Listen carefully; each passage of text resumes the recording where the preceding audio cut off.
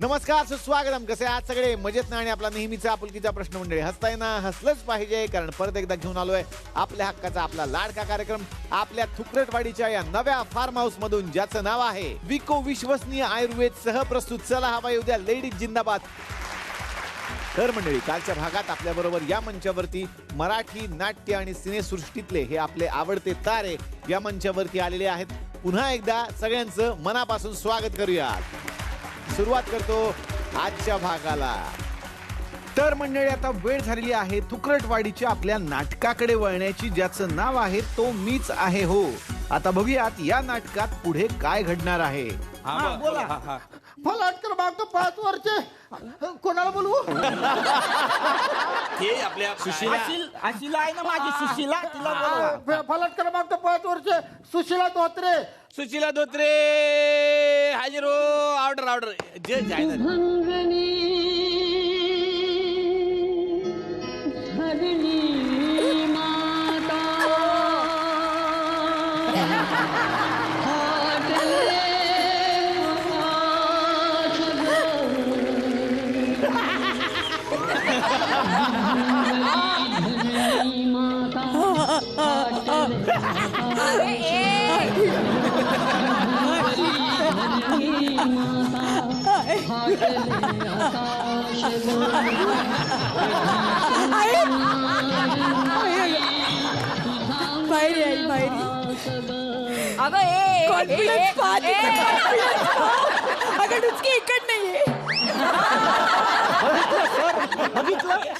कधी संपणार नारी तुझा वनवास ग.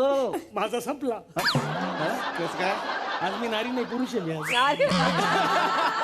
माझा संपलाय वनवास. हिचं माहित नाही कधी होतं त्यात. मी कायमची नारीच आहे. गप बसा नागगोळी तोंड्यानो, गप बसा. नागगोळी तोंड्यानो म्हणजे त्याची तोंड. आई बापन माझं वागणत असे. काय सोडपय हे. हा, मॅच तरी होतय का? जोडी म्हणजे कशी पाहिजे? प्रिया उमेश सारखी वाटतात का नाही? Made for each other. हा, आणि हे बघा, मेड फॉर सटर फटर. बघा ना कशी बोलते. कोर्टात गोंधळ करू नका. हा, बारूड चालेल. आई कसं वाटतंय ते? तात्या विंचूला विंचू चावला. एक मिनिट शांत बसा, नाही तर हाकलून दे ना कोर्टातून. लक्षात ठेवा. नाही, माफ करा माझ्या साहेब, माफ. हा, चला. अगं बाई, प्रतीक्षाताई, ताई नमस्कार. नमस्कार. कशात तुम्ही? मस्त. बरं झालं प्रतीक्षाताईला बोलवलं तुम्ही. मला तर वाटतं ना आजच्या स्किट मध्ये आपण प्रतीक्षाताईला घ्यायला पाहिजे होतं. का? ते म्हणतात ना, कोर्टाच्या निकालाला प्रतीक्षा लागते. म्हणून सांगते. आवडलं ना? अजून 1-2 टाकते. माझी रेडी आणि पुढे जाऊया. राहू दे मॅडम. नाही, असं टाकते. कसं आहे, माझ्या स्टाईलचे टाकले ना तर आणखीन स्किट उचललं जाईल. प्रतीक्षाताईंचं नाटक होतं ना 4 चौघी, त्याचा जर सिक्वेल आला तर त्याचं नाव काय असेल? काय? भिशी. काय? 4 चौघी जमल्यावर मग काय होणार? भिशीच होणार ना. आणखी एक टाकते. अशोक शिंदे सर आहेत ना, त्यांचा सिनेमा होता काल रात्री 12 वाजता. हा. तर त्याचा जर सिक्वेल आला तर त्याचं नाव काय असेल? काय? काय? मी झोपलो होतो. काय माणूस 12 वाजता? खरं तर त्या सिक्वेल मध्ये मला घ्यायला पाहिजे होत. मग नाव काय असतं? मी बसलो होतो वाचन करीत, पुस्तक वाचित बसलो होतो. कसं 4च पानं वाचतो दिवस. हे काय? हे पुस्तक वाचित. त्याशी पानं उलट करता तुम्ही. तरी म्हटले अंगठा बहादर कशी राहील. झालं तुमचं? हा, तुमचं चालू दे. पुढचं घेते. सपोज निर्मितीताई आहेत ना, ते अमित सरे खवय्याचे अँकर असतात. तर कार्यक्रमाचं नाव काय असतं? काय? खाऊबाई जोरात. आणि जर त्यांनी मिश्रीची ऍड केली असती तर त्याची टॅगलाईन काय असती? काय? मिश्री लावबाई जोरात. भारी होता, भारी. आणखीन मी घेते. जर उमेशला प्रियानी घरात झाडू मारायला लावली असते, आता लावली असते की लॉकडाऊन मध्ये उमेश, तर उमेशचं नाव काय झालं असतं? काय? उमेश घर कामत. एक मिनिट, मी काय म्हणतो, या पंचवरती काय फाशी बिशीची शिक्षा आहे का तुमच्याकडे? दोघींना द्या, दोघींना तुम्हाला सांगतो. नाही बघा काहीतरी लिहिलं असेल बघा, फाशी बिशीची शिक्षा. एक मिनिट चुप बसा.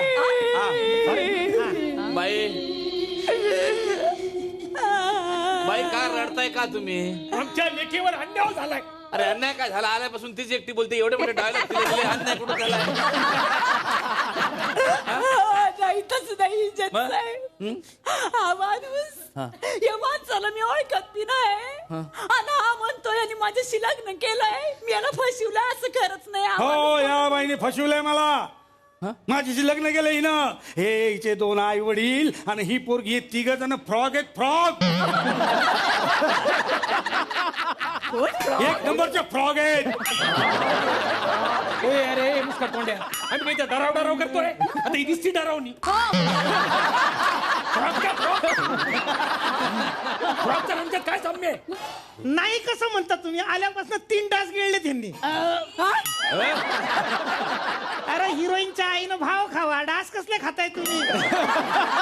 एक मिनिट ऑर्डर हे मला तुम्ही सांगा, हे फ्रॉक काय प्रकरण आहे? फसविले मला. अरे फ्रॉड म्हणणं मग फ्रॉड म्हणतात ना त्याला. हा तेच ते फसविले. माझ्याशी खोटं बोलून लग्न केलंय माझं, माहितीये का तुम्हाला?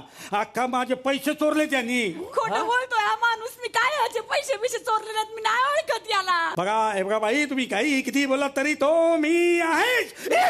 कसं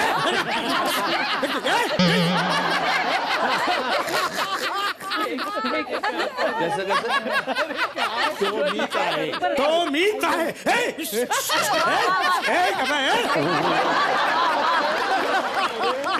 तो मीच आहे. कळलं? तुम्ही काही म्हणालात, कितीही म्हणालात तरी मी तुमचं ऐकणार नाहीये. कारण बघा या बाईंकडे बघा, किती सुंदर आहे, किती छान आहे. या तुमचं काय कशाला बिघडवतील? तू कशाला माझं करतो रे? आता तुम्ही दुसरा आवाज काढला म्हणलं चढाव तुमचा आवाज. तू खाली बस झालींदर. तुम्ही काय केलं? सगळे एकमेकांची मिमिक्री करते, तर मी पण म्हणलं करावी थोडीशी मिमिक्री. तू कोणाचा आवाज काढला? यांची. सगळ्याला जेलर टाके ना, लक्षात ठेवा. जेलात? चला पुढे नाही केस, चला. आत या तुम्ही. मॅडम तुम्ही आत या. हे खर्च या. करा, याच्यात जावं कोणीतरी एखादी. याचं जाऊ म्हणताय. प्रॉपर्टी वाल्याने खर्च पण केलाय, थोडं वापरूया. तुमचं काय म्हणणं आहे? आमचा असा आरोप आहे की तुमच्या या माणसानं आमच्या ह्या अस्वलाला फसवलंय. काय बोल यार, काय वकील? अरे अशील ALSI अशील. ALSI नाही, ते अशील आहे ते मला माहितीये, पण तुमच्याकडे बघून मला बोलावं असं वाटत नाही. हे अशील बोल. घेतो. हा तर हे माझे अशील. माझा अशील ना खोटं बोलतोय का? सांगा. 1 मिनिट, हे काय होतं साधारण? ते तावडे काका आले तर म्हणलं त्यांच्या सिरियल बद्दल पण थोडं बोलावं. थोडी जाहिरात आपली करून टाका. हा पण ते हल्ली आपल्याकडे जास्त यायला लागले आहे ना. प्रमोशन साठी. नाही प्रमोशन, कपडे दाखवायचे. म्हणजे कसं आहे, त्यांना लोकांना दाखवायचे की माझ्याकडे असे पण कपडे आहेत बा. सिरियल बघून लोकांना असं वाटतं त्यांच्याकडे फक्त चड्डी बनेनच आहे.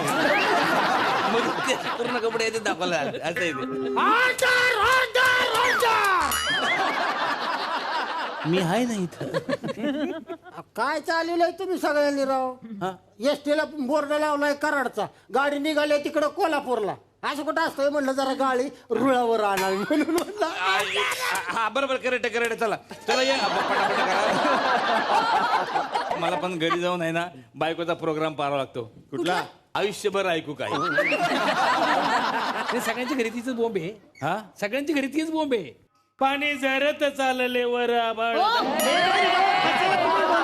त्यांच्या बरोबर आहे ना संदीप खरे असतात, तुमचे सौमित्र होत आहेत. हा आणि सौमित्रच्या भूमिकेत आहे ना ती. थांबा ना जरा तुम्ही. हा पिंकी ना. काय बोलताय?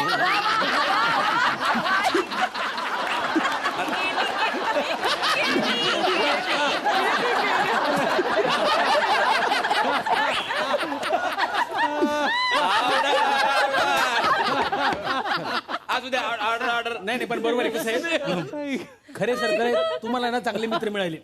सलील सर तुमच्या सोबत आहे, चांगले मित्र आहे तुमचे. म्हणजे तुम्ही कविता करता त्या लगेच चाल लावता. इथं मी कविता केली की माझे मित्र चालायला लागतात. काही काही तर पळतात. काय सांगू तुम्हाला.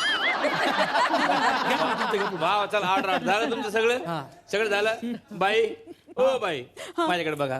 तुमचं काय म्हणणं आहे. तुम्ही यांना ओळखत नाही. नाही तर आम्ही सांगू आता की ह्याची ओळख कुठे झाली, कधी झाली, लग्न कसं झालं. बोला बोला. त्यावेळी माझ्याकडे काम नव्हतं. तेव्हा मी सिलेंडर डिलिव्हरी बॉय म्हणून कामाला लागलो आणि सिलेंडर त्यांच्या घरी गेलो. आणि जेव्हा घरी घेऊन गेलो तेव्हा तो सिलेंडर कंडलेला यांच्यावर. काय झालं. माझ्या हातून कंडलेला कलंडला पडला. हा सिलेंडर यांच्या पायावर पडला. त्यामुळे दुखापत झाली. मी आज गेलो घरातून हळद आणली यांच्या आणि त्यांच्या पायाला लावली. तेवढं तिचा बाप आला आणि मला म्हणला हे बघा तुम्ही माझ्या पोरला हळद लावली. हा म्हणजे तुम्हाला लग्न करावं लागेल. अहो काय बोलतोय तुम्हाला कळतंय का. आधी पोरीला हॉस्पिटलमध्ये न्यायला पाहिजे. मग मी बाहेर गेलो. रिक्षा होती तिकडे. त्या रिक्षात बसलो तर काय सांगलो तुम्हाला. अहो चकवाच लागला की आम्हाला. रिक्षा तिकडेच गर्रा गर्रा गर्रा गर्रा गर्रा गर्रा 7 फेऱ्या मारल्या की तिनं. मग तेवढा तिचा बाप आला म्हणला मला हे बघा तुम्ही पोरीला हळद लावली, तुमचे 7 फेरे पण झाले, आता तुम्हाला लग्न करावंच लागेल. अहो जबरदस्तीने लग्न लावले हो या पोरीचं माझ्याशी माहितीये का. माझं पाकिट घेतलं, पैसे घेतले, चैन घेतली. पण तुम्ही धोतर घालता ना. अरे याड्या अरे गळ्यातली चैन, गळ्यातली चैन. माझं पाकिट सुद्धा मारलं या पोरीनं. काय खोटं बोलतोय माणूस. कसलं पाकिट 40 रुपये होते त्या पाकिटामध्ये. आणि सोन्याची चेन ना 15 रुपयाची अंगठी आणि 15 रुपयाची चेन होती. जत्रेत लकी ड्रॉ मध्ये मिळाली आहे माणसाला. बघा कसं बघा पटलं ना तुम्हाला. पिंट्या मामा नॉट आउट. पिंट्या मामा नॉट आउट म्हणजे पॉइंट टू बी नोटेड. तुमच्या मामा कोण. तावडे काका आले ना त्यांच्या सिरियल मधलं एक नाव आणखीन घेऊन टाकलं. तो पॉइंट लक्षात घ्या तुम्ही. यांनी पैसे घेतले, चेन घेतली, सगळे पैसे ढापून टाकले हे त्यांनी मान्य केले. बोला आता. नाही मी यांच्याबद्दल नव्हते बोलत. काय काय नाही तुम्ही प्रूव्ह करा. जर काही असं नसेल तर नाही प्रूव्ह करा. तुम्ही कसं ठरवू शकता की ह्या चुकीचं सांगतायत. मी पण ठरवू शकतो मग हा चुकीचं सांगतोय. करा सिद्ध. मला सांगा तुमच्याकडे पाकिट होतं. हो त्यात पैसे होते. हो तुमच्याकडे चैनी होत्या. हो अंगठ्या होत्या. हो तुम्ही एवढे राजबिंड, अरे श्रीमंत, देखणे पुरुष. मग मला सांगा तुमच्या पाकिटात किती पैसे होते. 40 रुपये. 25,000 होते. 5,000 नुसतं पाकिट होत.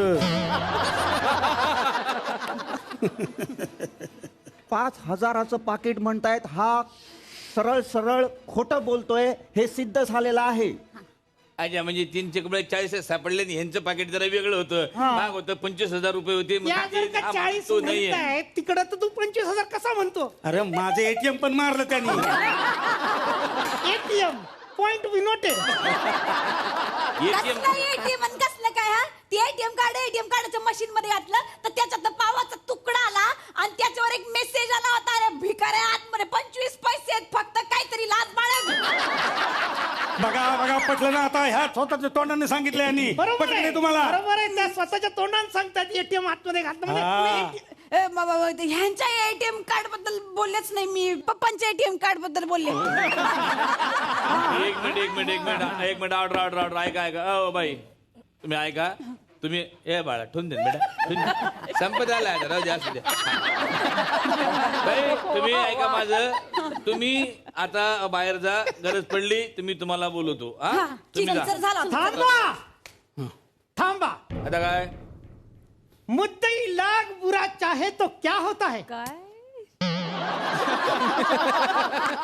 मी सांगतोय. मी बोलतो. मुद्दई लाख बुरा चाहे तो क्या होता है. मी बोलणार आहे पुढं. हाय माझं असं मुद्दई लाख बुरा चाहे तो क्या होता है. तुम्हाला माहिती आहे ना. मला नाही हे बोलायचं. बोलायचं. मग काय ते मुद्दई लाख बुरा चाहे तो क्या होता है. वही होता है जो मंजूरे फारुळे होता है. माझ्याकडे चष्मशीत गवा आहे. ते नाही का डोळ्यानं बघतो तो चष्मदी. हा, तर तो गवा आहे माझ्याकडं. तो आल्यानंतर इथं तुमच्या सगळ्यांसमोर करल दूध का दूध आणि पाणी का पाणी. तो दूधवाला आहे. नाही, त्यानं बघितलंय, तो वेगळा आहे, फोटोग्राफर असतो तो. कोण आहे? अच्छा अच्छा. तर अरे चष्मदीत गावाला बोलवा. तर तो येईल आणि इकडं प्रूव्ह करेल की आम्हीच कसे बरोबर आहोत. आणि मग ही केस मी जिंकणार, कारण फारुळे कधीच हारत नसतो. नाही सर, पण आज तुम्ही हरणारच. नाही हरणार, नाही हरणार आहे. आणि हरलात तर? नाही हरणार. हरलात तर काय करणार? हरलो तर मग ही नवीन गाडीची चावी तुमची, तुम्हाला दिली. बोलवा मग. सगळ्यांसमोर सांगतो, ही नवीन गाडीची चावी तुमची, तुम्हाला दिली. वा, क्या बात आहे. हा? याला म्हणते फायटिंग. चला. हा बोलवा. नाकावर हात ठेवल्याशिवाय काही होत नाही काय? नाही, मूड लागत नाही मला. बरं ठीक आहे. फलाट क्रमांक 5 वर्ष, फलाट क्रमांक 5 वर्ष चष्मदीत गवा कोर्टात हजर हवे. 77 नंबरची गाडी.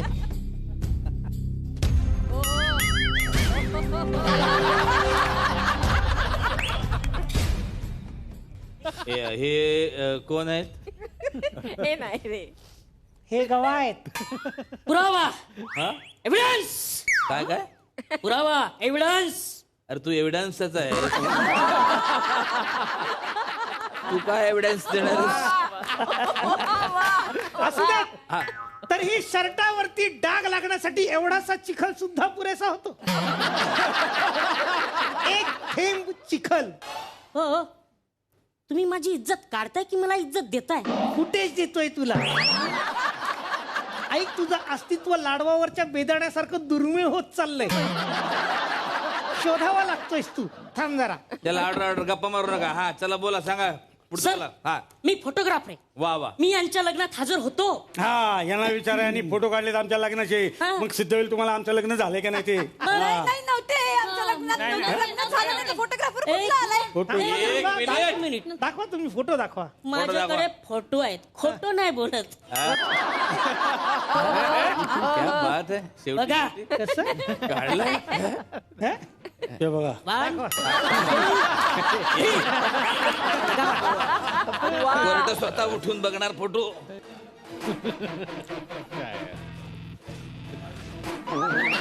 हे आहे का? तू काय माणूस आहे? तू काय मा- मी खात्री सांगू शकतो. पुढे बघ, पुढे बघ, एखादा असं बघ. मी स्क्रॉल कर, स्क्रॉल. हा, वरती थोडा तर गेला असतील ना वरती. हे पाय आहेत ना, हे पाय यांचेच आहे ते. मी सांगतो ना खरं. हा, तर माय लॉर्ड, हे पाय जे तुम्हाला दिसत आहेत ज्याच्यामध्ये मोजडी घातलेले आहेत, हे मोजडीवाले पाय. मोजडी दाखव. त्यानं तर आयुष्यात मोजळी घातली नाही असं वाटते. तर हे मोजडीवाले पाय यांचे दॅट्स ऑल. ह्याच्यावर हे प्रूव्ह होत आहे. That's it. हे चुकीचं आहे. आता एवढेसे फोटो बघून ठरवायचं आहे का? नाही नाही, तुम्ही पाय बघा. हे नाही, बघा, आम्हाला चेहरा बघायचा आहे सर. चेहऱ्यावर काही नसतं. हे बघा, आपण या दोघांचा चेहरा दिसला पाहिजे. माझं शेवटचं म्हणणं आहे सर. ते बघा, चला. सुतावरनं आपण हाताची परी. असं नाही. हे बघा, तो माणूस जो मधला आहे ना, तो हात बघा ना, ह्याचा हात बघा. हा पुरावा करायला धरता हात येणार दाखवा. नाही. नाही नाही, असं चावी. ऐका ना माझं. मी चावीन आता. चावी.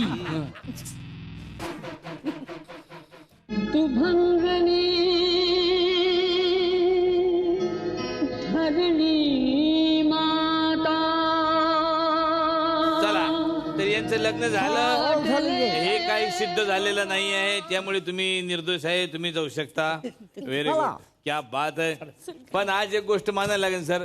केस कशी हो, कोणी जिंकू कोणी हारो, आज शब्दाला किंमत आहे सर. आज फारुळे वकील साहेबांना जो शब्द दिला कोर्टासमोर का बा मी माझी नवीन गाडी तुम्हाला देणार, एवढा मोठ्या मनाचा माणूस आपल्यात आहे, याचा आनंद झाला. पण मला खूप बरं वाटलं साहेब तुमच्याबद्दल.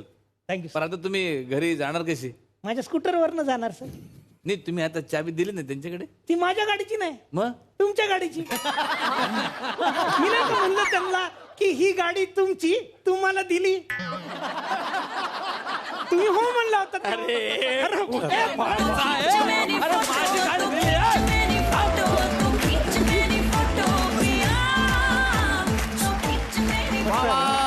एकदा जोरदार टाळ्या सगळ्यांसाठी झाल्या पाहिजे. सगळ्या कलाकारांना मी 2 मिनिटासाठी मंचावरती बोलावतो. सगळे कलाकार पटकन या.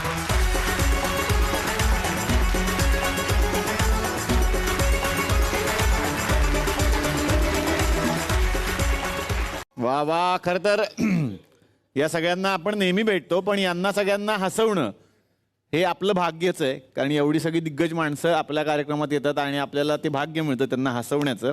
आपण नेहमीच काही ना काहीतरी तुकरटवाडीचं त्यांना देत असतो. पण तुम्हाला गंमत माहिती आहे का, आज सलील सर आपल्याला काहीतरी देणार आहेत असं त्यांनी मला आल्या आल्या सांगितलं. त्यासाठी ते म्हणाले सगळे कलाकार मंचावर असतील तेव्हा मला सांग. सर मंचावरतीच या ना सगळ्यांच्या मध्ये, तर जरा छान वाटेल.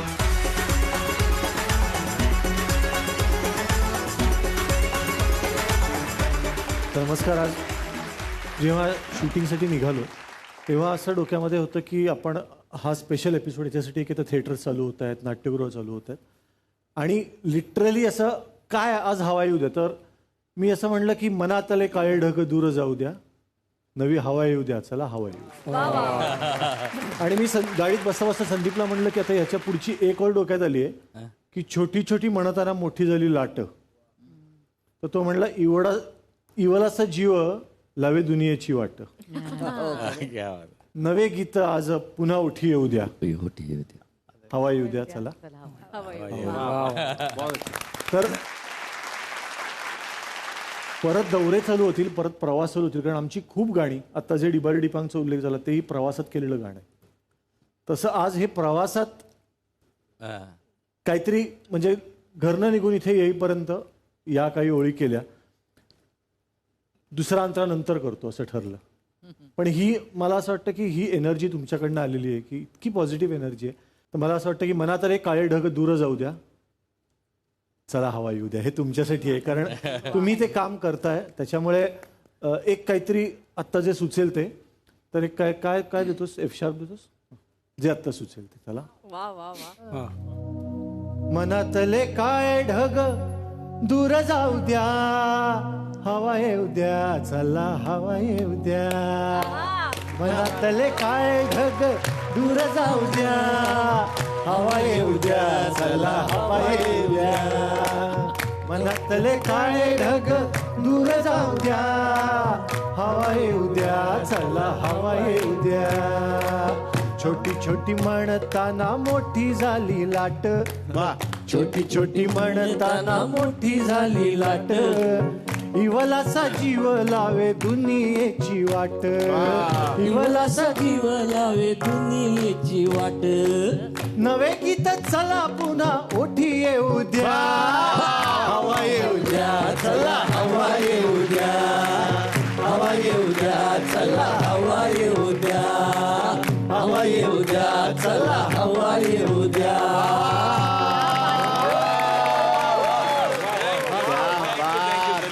धन्यवाद सर. थँक्यू. तुम्हाला थँक्स. आणि मला असं वाटतं की या सगळ्या कार्यक्रमाची गंमत चालू होईल आणि तुम्हालाही सगळ्यांना प्रवासात, याही सगळ्यांना प्रवासात खूप गोष्टी सुचल्या असतील. तर कलाकारांचे प्रवास हे खूप क्रिएटिव्ह असतात. तर सगळ्यांना जे टीव्हीवर बघतात त्याही सगळ्या क्रिएटिव्ह कलाकारांना खूप शुभेच्छा की प्रवासात सगळ्यांना खूप सुचू दे. सर तुम्ही प्रॉमिस करा आम्हाला, हे गाणं पूर्ण झालं की तुम्ही स्वतःहून येऊन आम्हाला हे गाणं प्लीज ऐकवाल. नक्की नक्की पूर्ण करूया आपण गाणं 100%. आणि प्रवासामध्ये सुचण्याविषयी तो बोलला, पण हा तुमचा जो नुसता दौऱ्याचा प्रवास नाही, तुमचा आयुष्याचाच प्रवास खूप क्रिएटिव्ह आहे आणि तो असाच चालू राहावा. आणि ज्या प्रकारे तुम्ही म्हणजे खरोखर आत्ता आपण बघितलं तर सगळ्या बाजूने एवढं सगळं घेरून आलेलं असताना आणि आपण खूप डिप्रेस असताना वेगवेगळ्या कारणांनी, व्यक्तिगत सामाजिक सगळ्या, हे असे दिवस आहेत किंवा हे जे काही क्षण आहेत आम्ही जे बघतो ज्यावेळेला, त्यावेळेला असं वाटतं की ते गुरुत्वाकर्षण गेलंय जे आपल्याला जमिनीशी खेळवून ठेवतं, आपल्या दुःखांशी खेळवून ठेवतं. आणि खूप पिसासारखा जीव हलका होतो आमचा. वा, वा, त्यामुळे वा, वा. तुमच्याकडनं ती कला निर्मिती असेल, पण अनेकांचे आशीर्वाद पण तुम्ही घेतायत असं मला वाटतं. खरोखर नकल. खूप खूप आभार मनापासून. वा वा. आता आपण सगळे मिळून हीच प्रार्थना करूयात की पुन्हा एकदा थिएटर्स हाऊसफुल होऊ द्या. चला हवा येऊ द्या. धन्यवाद. उमेश, प्रिया यांच्याकडे मी आता येणार आहे. खरं तर ही जोडी किती धमाल आहे बघा ना. गोड आहे, म्हणजे- गोड आहे. हा, गोड धमाल मी सगळंच म्हणतो यांना. कारण बघा, नाटकात सुद्धा एकत्र, घरी सुद्धा एकत्र. मग याच्यात असं कधी होतं का की बाबा तुम्ही म्हणजे आता दरवेळेलाच तर काय गोड गोड प्रेमाच्या गोष्टी होत नसतील. समजा नाटकाच्या आधीच काहीतरी झालेलं आहे आणि आता विनोदी प्रसंग करायचा किंवा काहीतरी असं धमाल प्रसंग करायचा, असं कधी घडलंय? तर नवागडी नवराज्य हे नाटकात जे आम्ही 450 प्रयोग केले, त्यातल्या एका प्रयोगामध्ये इंटरवल संपतो आणि नंतरच्या सीनमध्ये मी खूप रागात, खूप असं रागावून आलेलो असतो. आमचा हॉल आहे, हॉलच्या इथे एक बेडरूम आहे, पण बेडरूमला येण्यासाठी तुम्हाला आधी हॉलमधनं एक्झिट घ्यायची आणि मग आतनं बेडरूममध्ये एंट्री घ्यायची. तो प्रसंग असा होता की आमचं त्या पहिल्या सीनमध्ये खूप कडाक्याचं भांडण होतं स्टेजवर आणि मी कर्टन ओपन झाला, मी आलो, एक्झिट घेतली.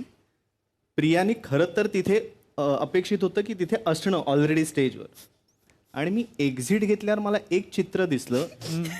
बहुतेक प्रिया विसरलेली असणार की आपल्याला ऑलरेडी बेडरूममध्ये जाऊन बसायचं आहे, ती बहुतेक गप्पा मारत असेल. तर मला एक साधारण प्रियाच्या वेशात एक सुपरमॅन स्टेजवर जाण्यासाठी प्रयत्न करतो असं मी एक्झिट घेतल्या घेतल्या एक मुलगी धावत येते आणि तिच्या पायात वायर अडकली बहुतेक तिकडे लाईटची, आणि ती अशी फ्लॅट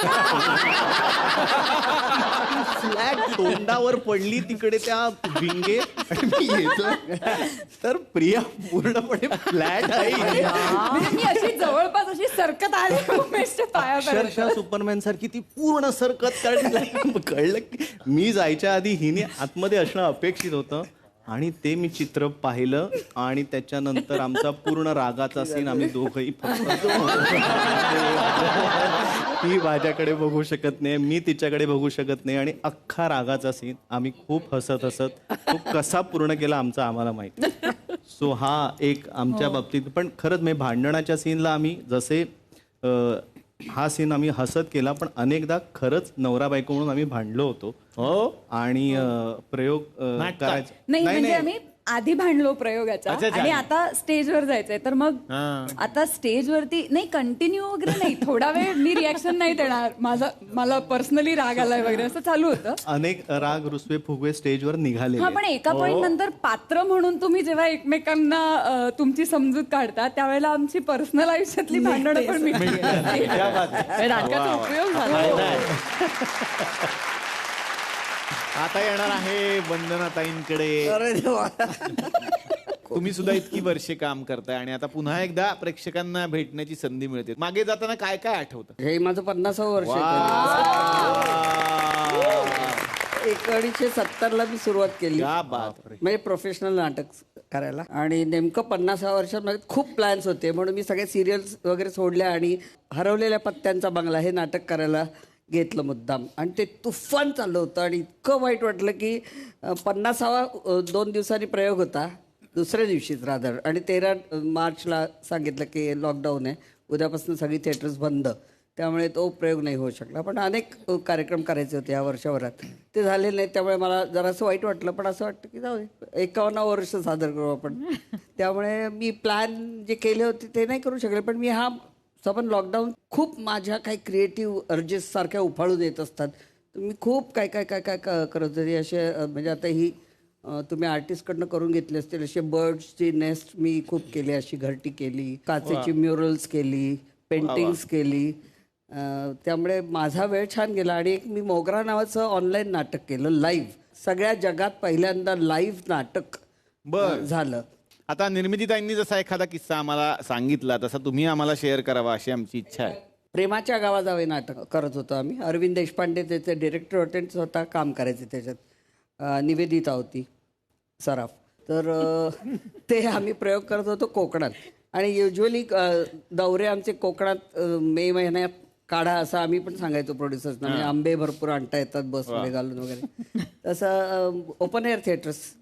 आणि आम्ही कुठेतरी मला वाटतं देवरुखला प्रयोग करत होतो आणि प्रयोग चालू होता. अरविंद देशपांडे स्टेजवर होते, मी होते, निवेदिता होती आणि मागे अशा झाडावरनं आंबा पडला एक स्टेजवरती, असा पिकलेला मोठा आंबा. माझी एक्झिट होती 2 वाक्यांनंतर आणि तिच्या 2-4 वाक्यांनंतर वगैरे असं 5 मिनिटात परत अंकाचा पडदा पडायचा होता. मी म्हटलं आता मी जर हा आंबा नाही उचलला तर निवेदिता नक्की उचलला.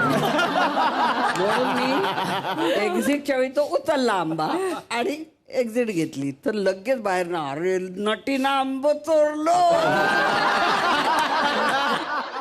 आणि मग अरविंद देशपांड्यांनी इंटरव्हलमध्ये तोपर्यंत शांत राहिले. नाटक संपल्यानंतर इतकी how can you do that, 2000 लोकांच्या समोर नाटकाच्या बाहेर तू असं कसं करू शकते. बरं ते बोलत होते तोपर्यंत मी आंबा सोलते कापते आणि मग कापता कापता मी त्यांना दिले, ते खाता खाता बोलले. त्यांच्या लक्षात आहे ना आणखी हाच आंब्यावर. प्रतीक्षाताई तुमच्याकडे येणार आहे आता. काय सांगाल, तुम्हाला कसं वाटतंय आणि काय गमतीदार प्रसंग आठवत आहेत? आम्ही डॉक्टर तुम्ही सुद्धा म्हणून नाटक करत होतो आणि त्याचे प्रयोग अंधश्रद्धा निर्मूलन समितीने त्याचे काही शोज घेतले होते आणि ते छोट्या छोट्या गावांमध्ये. आणि मे महिन्याच्या एंडला प्रयोग त्याचे होते. तर आमचा एकदा प्रयोग चालू होता, डॉक्टर गिरीशोक होते, मी होते, समीर पाटील, आम्ही होतो त्याच्यामध्ये. नाटक संपायला 15 मिनिटं उरलेले असताना एकदम पाऊस सुरू झाला, जोरात पाऊस सुरू झाला. इतका पाऊस सुरू झाला की ते सगळं ओपन थिएटर ना, त्यामुळे पाऊस सुरू झाल्यामुळे आम्हाला 2 मिनिटं असं डिक्लेअर करावं लागलं असं की 15 मिनिटं राहिली आहेत शेवटची, पण आपल्याला इथेच थांबावं लागणार कारण पाऊस सुरू झालेला आहे. तर एक जण मध्येच एकदम उठला आणि त्यांनी ज्या खुर्चीवर तो बसला होता ती खुर्ची त्यांनी अशी उलटी घेतली याच्यावर आणि म्हणे हे बघा आम्ही असे बसतो, असे उभं राहतो आम्ही आणि तुम्ही नाटकाचा प्रयोग करा. आणि शेवटची 15 मिनिटं सगळ्या म्हणजे तितकं सुंदर दृश्य होतं की सगळ्यांनी त्या अशा खुर्च्या घेतलेल्या आणि सगळेजण ते इतकं सुंदर त्यांनी ते नाटक बघितलं. वा वा वा वा वा वा. वेगवेगळ्या ठिकाणी जेव्हा आपण जातो तेव्हा आपल्या काही गोष्टी ठरलेल्या असतात. कोल्हापुरात गेलं की हे खायचं, या ठिकाणी हे दुकान. तसं तुमचं काही ठरलेलं असतं, शॉपिंग किंवा खाणं पिणं? खाणं पिणं तर ठरलेलंच असतं, म्हणजे काय वादच नाही. अरे दौरे आमचे ठरतात त्या म्हणजे नाही आता एप्रिल मे म्हणजे आता इकडे कोकणात जायला पाहिजे, मासे तिकडे चांगले मिळतील इकडे, असं सगळं. कोल्हापूर म्हणजे मटण, म्हणजे त्याच्या एक 7-8 दिवस आधीपासून एक ठरलेलं असतं की आता मटण खायचंय. म्हणजे ते समजा चांगले प्रयोग झाले आणि ते जर नाही मिळालं तर आम्हाला दौऱ्याचा आनंद मिळत नाही. हो, आता येणार आहे सलील सरांकडे.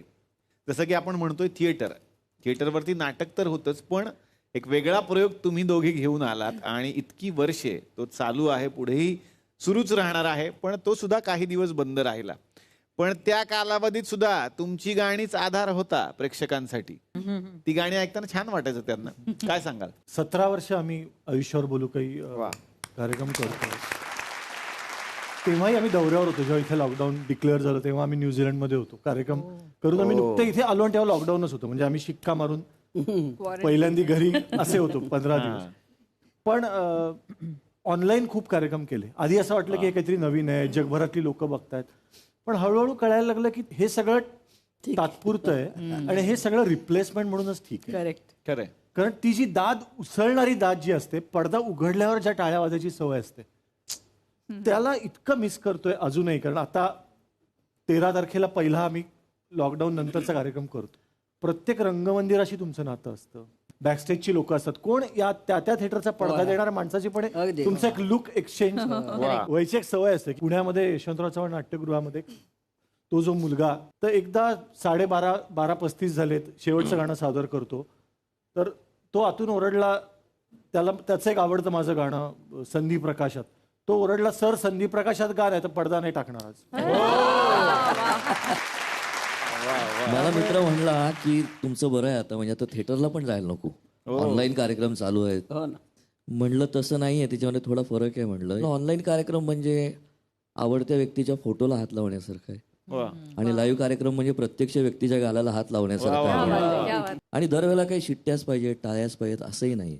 म्हणजे असे कितीतरी प्रसंग आम्ही बघितले आहेत. मला तर असं वाटतं तंद्री लागलेले चेहरे बघणं, पहिल्या 2-3 लाईनीमध्ये आपण गाताना तंद्री लागलेले चेहरे बघणं, याच्या इतका मोठा पुरस्कार. म्हणजे दमलेल्या बाबाची कहाणी आम्ही हा बघितलेला किस्सा आहे की समोर आम्ही ते सादर करत असताना समोर एक फोटोग्राफर मुलगी होती. ती फोटो काढत होती, तिचं काम ती करत होती, पण एकीकडे फोटो काढताना ती रडत पण होती. सो ते दृश्य जे आहे किंवा या प्रकारचे अनेक, किंवा एक आजोबा जेव्हा आले माझ्याकडे आणि मला 5 रुपये दिले बक्षीस, म्हणजे फार काय माझं वय लहान नव्हतं तरी पण ते म्हणले 5 रुपये तुला ठेव खाऊला.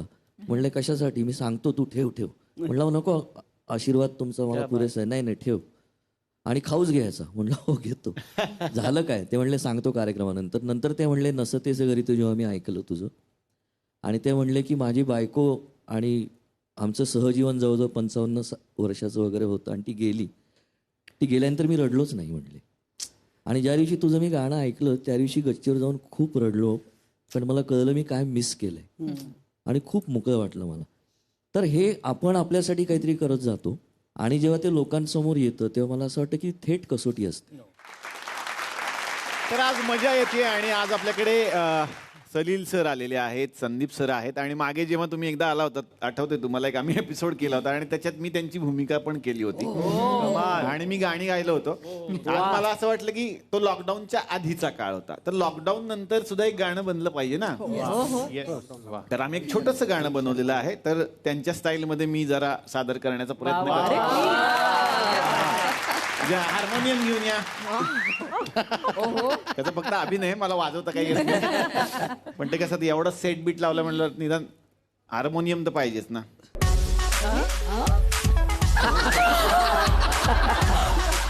बाळा मी पहाटे लिहितो, आता नाही. हार्मोनियम ते ऐन टायमाला सांगितलं ना, हेच अवेलेबल आहे आता. ऍडजस्ट कर. म्हणजे गाणं असं वाजवायचं नाही तर छापलं पण जाणार. असं जाऊ देत, आपल्याला शिकवलंय की जे आहे त्याच्यात सुरू करा. तर सलील सर जर असते आणि ते बोलत असते तर कसे बोलले असते कार्यक्रमात या. तर गाण्याचं असं नाव आहे लॉकडाऊन वरती बोलू काही. जरा चुकीचे जरा बरोबर, जरा चुकीचे जरा बरोबर बोलू काही. चला दोस्त हो लॉकडाऊन वरती बोलू काही. आवाज द्या थोडासा मला छान असा. जरा चुकीचे जरा बरोबर बोलू काही. चला दोस्त हो लॉकडाऊन वरती बोलू काही. हवे हवेसे मोकाट फिरणे हवेच आहे. लोकांना किती सांगितलं तरी कळत नव्हतं, पाहिजे त्या गोष्टी त्यांना पाहिजेत असतात. हवे हवेसे मोकाट फिरणे हवेच आहे. हवे हवेसे मोकाट फिरणे हवेच आहे. नको नकोसे फटके मागे खाऊ काही. नको नकोसे फटके मागे खाऊ काही. चला दोस्त हो लॉकडाऊन वरती बोलू काही. या अशा काही घटना घडत असतात आणि मग पोलीस आपल्याला समोर चौकात दिसतात. त्याच्यावरच्या या पुढच्या ओळी आहेत. मामा आहे हातामध्ये काठी धरुनी. मामा आहे हातामध्ये काठी धरुनी. मामा आहे हातामध्ये काठी धरुनी. मास्क विसरला घरीच मग भर फाईन काही. मास्क विसरला घरीच मग भर फाईन काही. चला दोस्त हो लॉकडाऊन वरती बोलू काही. बरेच लोक घरामध्ये होते आणि मग त्यांनाच घरातली कामं वगैरे अशी करावी लागत होती. त्याच्यावरती अशा ह्या ओळी आहेत बायको आणि नवऱ्याविषयीच्या. बायको आहे हातामध्ये लाटणे धरुनी. बायको आहे हातामध्ये लाटणे धरुनी, बायको आहे हातामध्ये लाटणे धरुनी, टोमण्यांपेक्षा घरची कामे करूया काही, टोमण्यांपेक्षा घरची कामे करूया काही, चला दोस्त हो लॉकडाऊन वरती बोलू काही. आता कसं झालं, लॉकडाऊन सुरू होतं आणि रांगा लागलेल्या होत्या बऱ्याच गोष्टींसाठी. म्हणजे सोशल डिस्टन्सिंग पाळा असं म्हटलं गेलं होतं खरं, पण रांगेत ते किती लोकांनी पाळलं ते त्यांनाच माहिती. गर्दी करू नका म्हणताना सुद्धा लोक गर्दी करतच होते. ही चूक आहे लोकांची, हे करायला नाही पाहिजे. खाण्यापिण्याच्या गोष्टींसाठी खूपच रांगा लागल्या होत्या, विशेष करून पिण्याच्या. त्याच्यावरती मी काही ओळी अशा रचलेल्या आहेत. खाण्यापिण्याची किती काळजी बघ रांगेतून, रांगा बघूनच आम्हाला वाटलं किती काळजी आहे. खाण्यापिण्याची किती काळजी बघ रांगेतून, खाण्यापिण्याची किती काळजी बघ रांगेतून, मेलो मेलो म्हणाला करोना गर्दी पायी, मेलो मेलो म्हणाला करोना गर्दी पायी, चला दोस्त हो लॉकडाऊन वरती बोलू काही. धन्यवाद. असा एक आमचा प्रयत्न. कसं वाटलं सर तुम्हाला गाणं? हे असं एक पॅरेडी आम्ही करू का तुमच्या अख्ख्या कार्यक्रमाची? वेगळेच प्रयोग करतो. मला असं वाटतं आयुष्यावर बोलू काहीचा एक पॅरल प्रयोग. हो ना, तू आणि टीमनी चालू करा. प्लीज बोलू नका काही. असं आमचे फोटो आणि लोक म्हणतात आयुष्यावर प्लीज बोलू नका काही. वा वा, धन्यवाद धन्यवाद धन्यवाद. काय मंडळी, मजा येते ना? अशीच धमाल करण्यासाठी आपण भेटणार आहोत उद्याच्या भागात याच कार्यक्रमात याच पाहुण्यांच्या बरोबरीनं, ज्याचं नाव आहे विको विश्वसनीय आयुर्वेद सह प्रस्तुत चला हवा येऊ द्या लेडीज जिंदाबाद.